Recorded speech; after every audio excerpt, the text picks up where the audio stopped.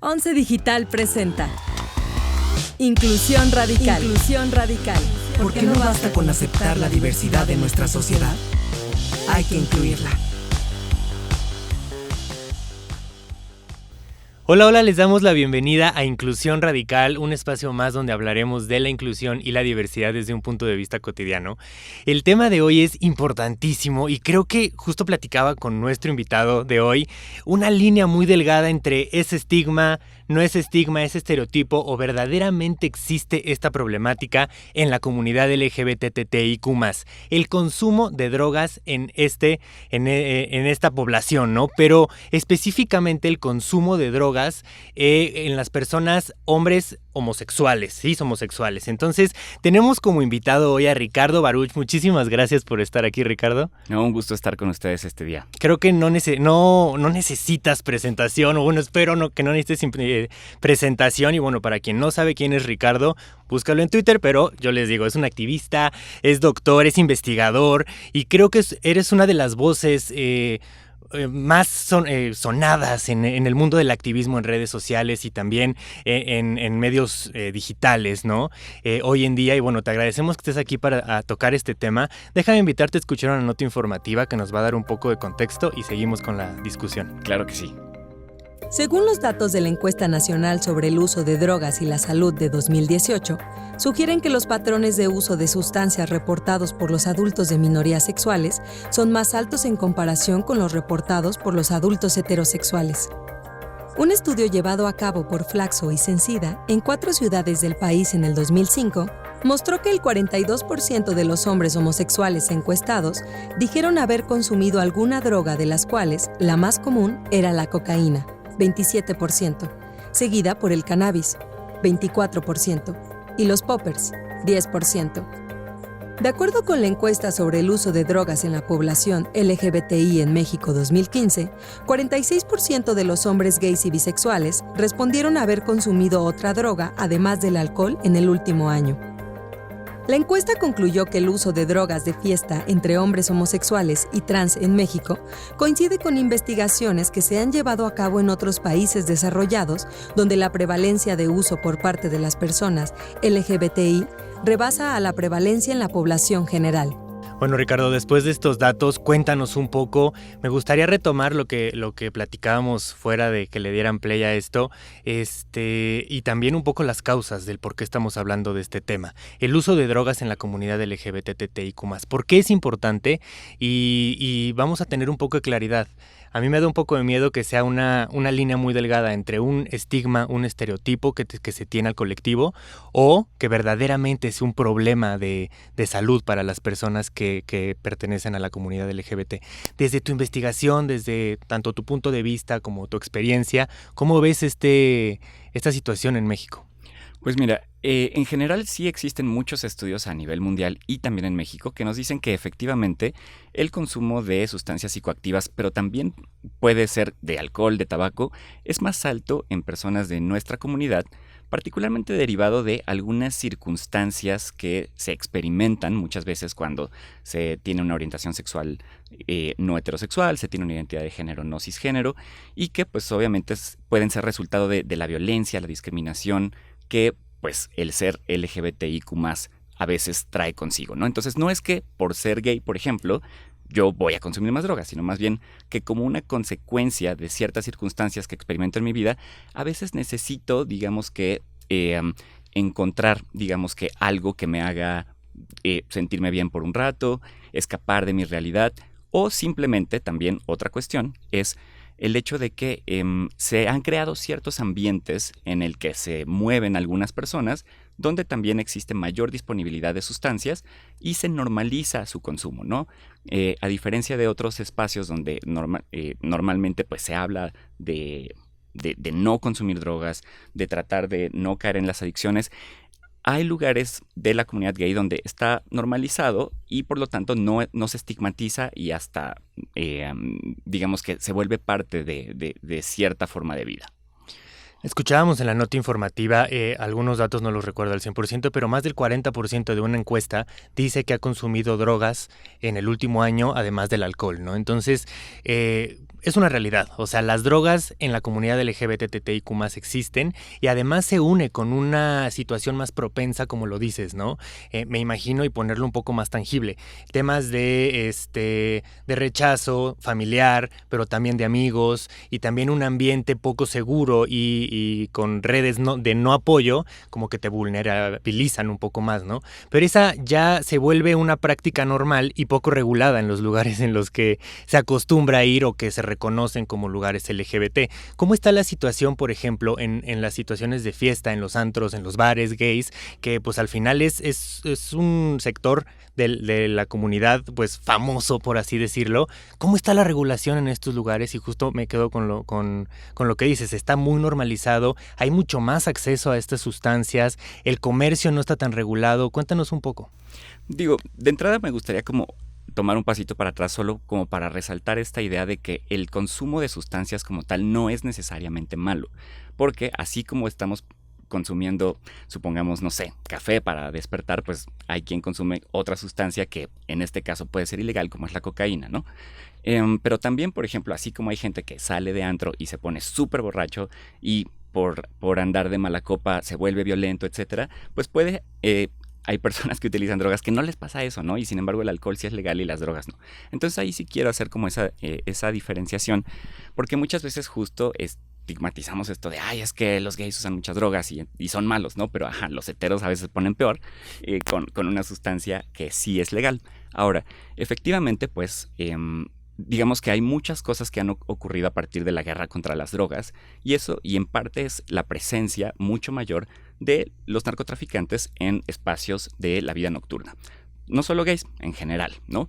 Pero pues justamente también se han como puesto de moda ciertas sustancias que digamos que particularmente para la fiesta, pero también ahora para el sexo, se han hecho como muy populares, ¿no? Entonces, por ejemplo, escuchaba en la cápsula esto que mencionaban que en el 2005 la sustancia más consumida era la cocaína y muy poquitas personas utilizaban poppers.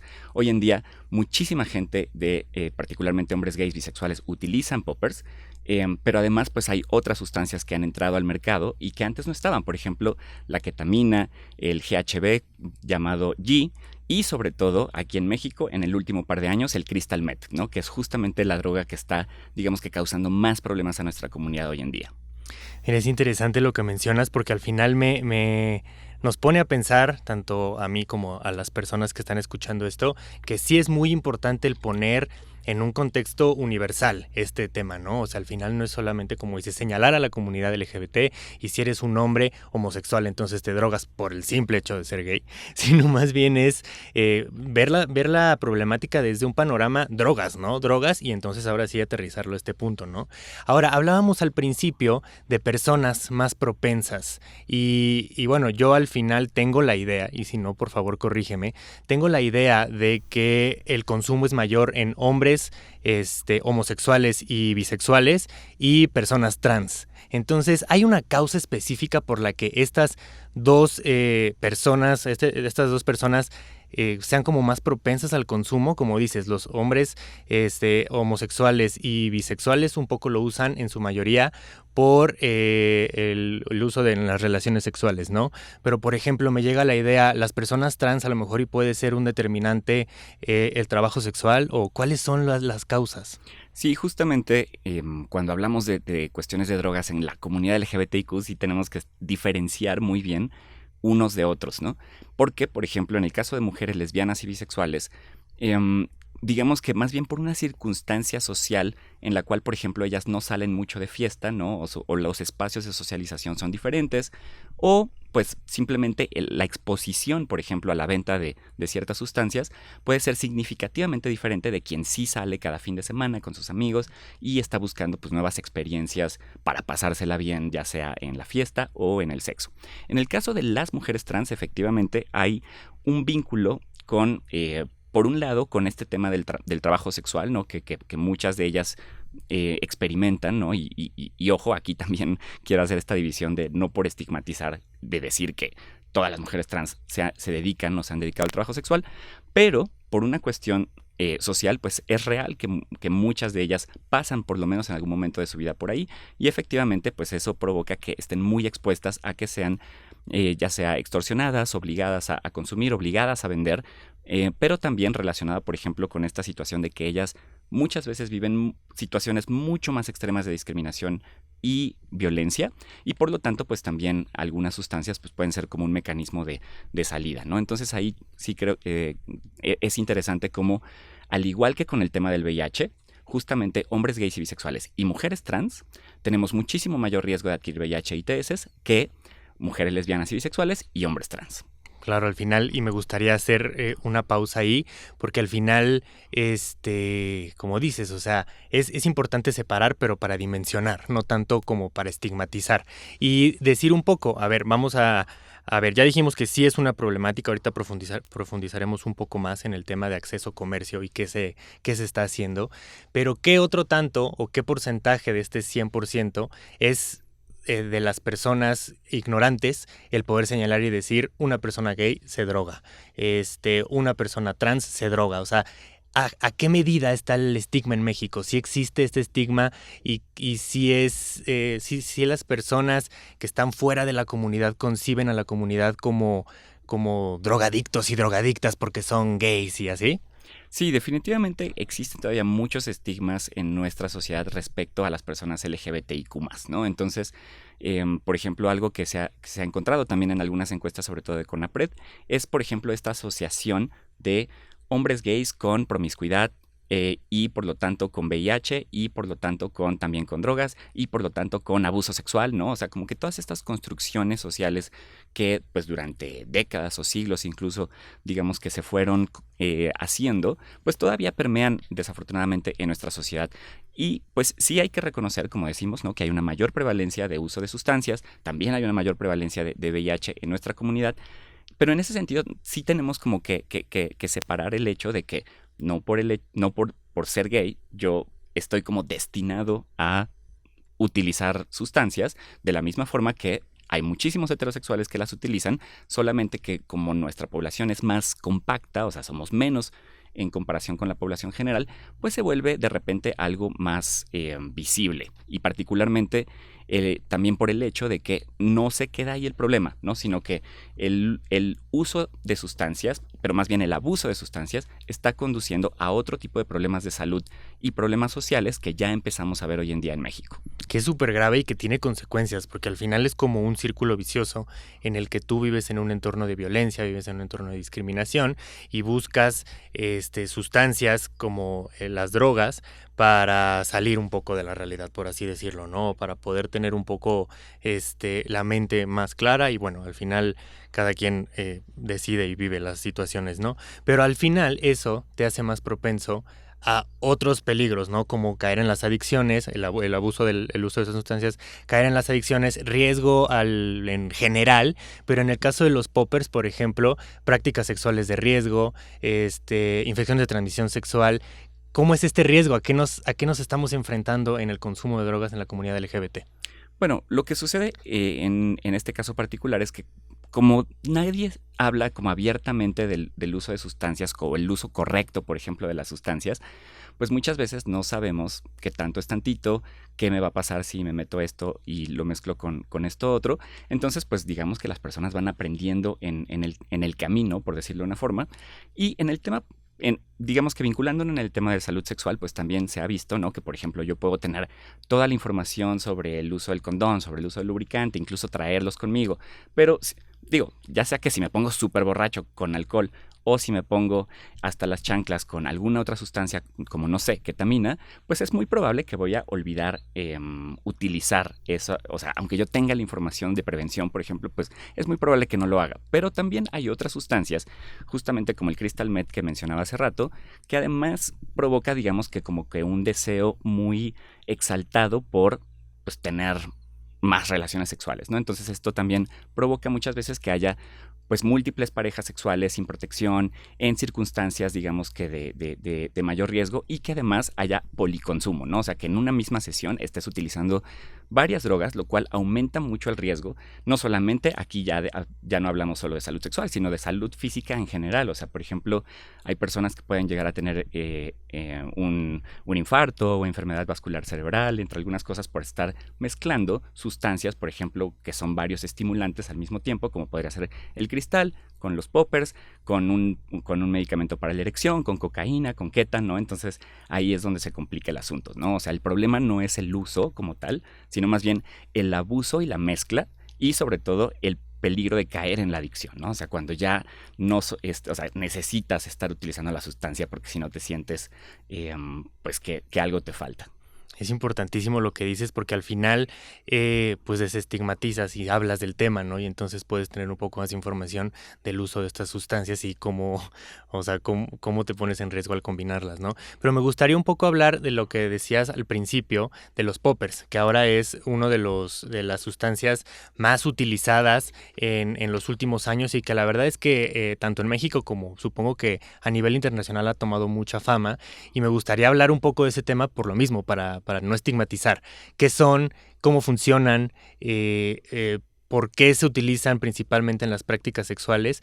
Y lo más importante, ¿son exclusivamente para uso de la comunidad LGBT? Porque yo conozco gente heterosexual que los usa también, ¿no? Entonces, platícanos un poco, ¿no?, de esta sustancia. Claro, los poppers son, digamos que un líquido que viene en un frasquito de 10, 20 mililitros más o menos, que pueden ser algunas sustancias similares a los alquilnitratos, que básicamente son vasodilatadores. Entonces lo que provoca es que haya como un rush de energía en el cuerpo por unos cuantos minutos, pero además en el caso de las personas que buscan tener penetración anal, relaja, digamos, que los músculos, ¿no? Entonces la penetración es más sencilla y puede ser más placentera.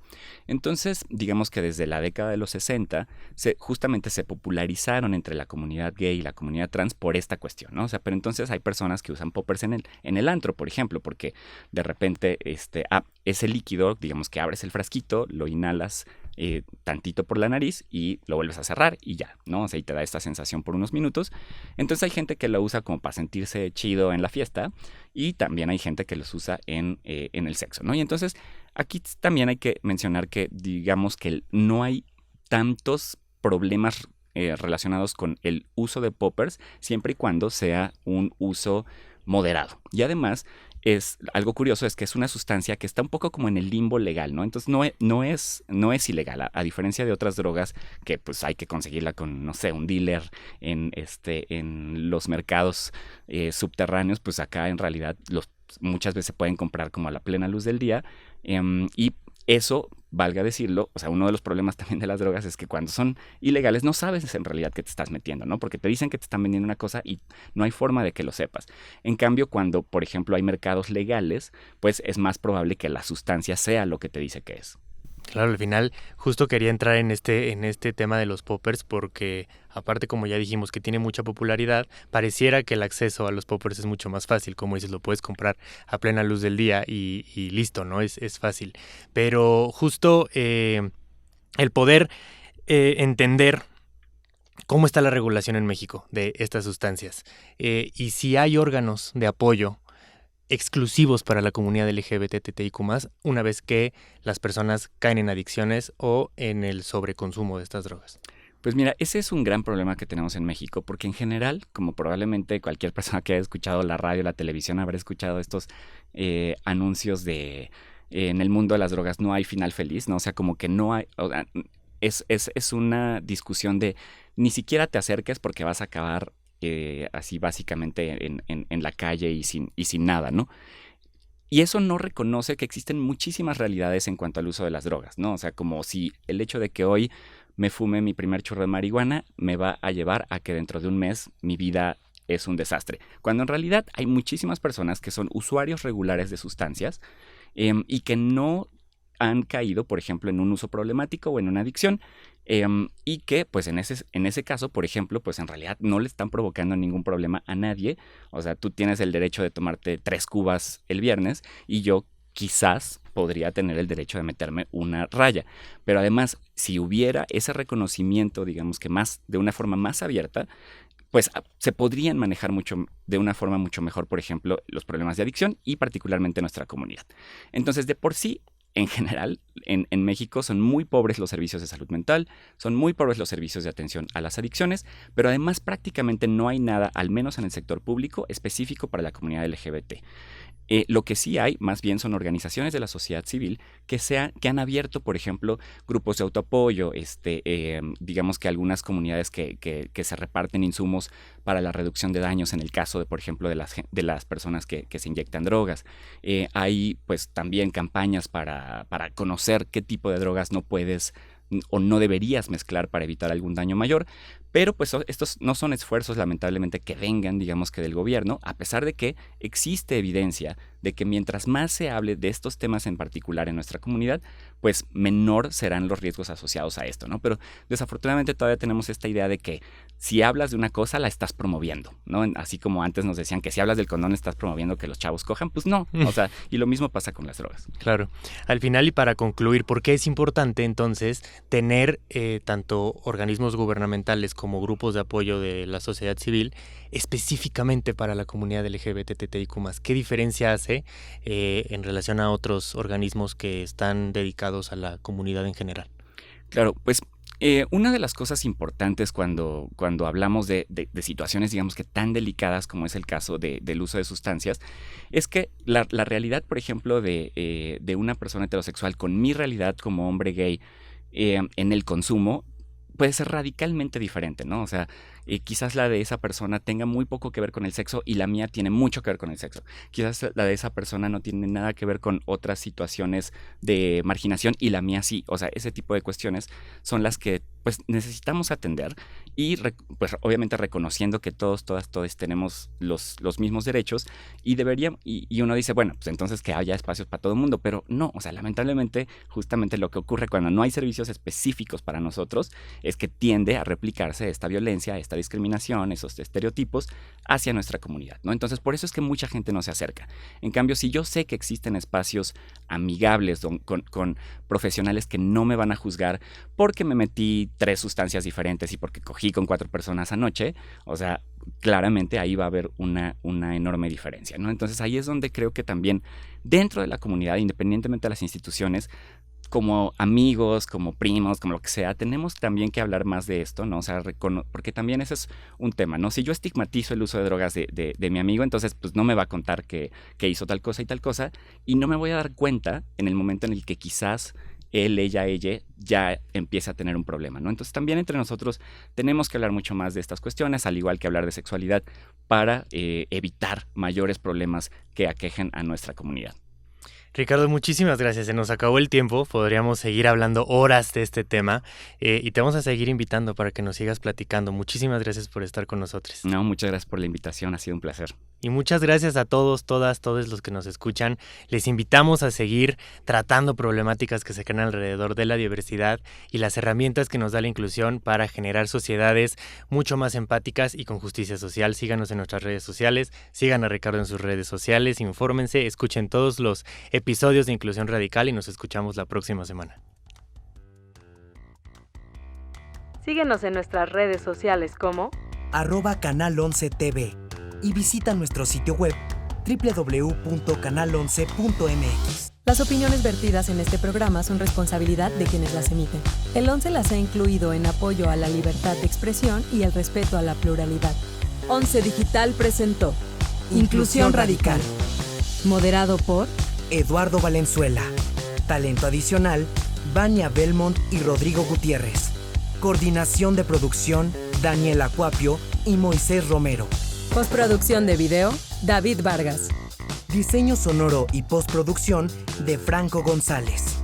Diseño y animación, Pavel Molina y Mitzi Castillo. Con una investigación de Viridiana Hernández. 11 Digital va contigo.